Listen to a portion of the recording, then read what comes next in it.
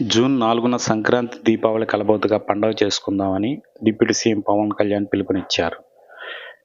ఆంధ్రప్రదేశ్లో కూటమి ప్రభుత్వం ఏర్పడి జూన్ 4కి ఏడాది పూర్తవుతున్న సందర్భంగా పండగ చేసుకోవాలని జనసేన నాయకులకి ఆయన పిలుపునిచ్చారు.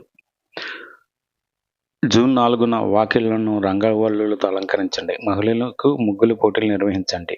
వైసీపీ పీఈటీ విరగడై ఆ రోజుకు ఏడాది పూర్తయిన సందర్భంగా సాయంత్రం ఇళ్ల ముందు దీపాలు వెలిగించి బాణాసంచా కాల్చండి.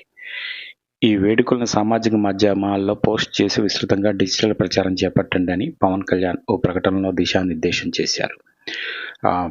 ఆంధ్రప్రదేశ్లో చంద్రబాబు నాయుడు సీఎంగా, పవన్ కళ్యాణ్ డిప్యూటీ సీఎంగా బాధ్యతలు స్వీకరించి కూడా సంవత్సరం కావస్తున్న నేపథ్యంలో వేడుకలు జరుపుకుందామని పవన్ కళ్యాణ్ పిలుపునిచ్చారు.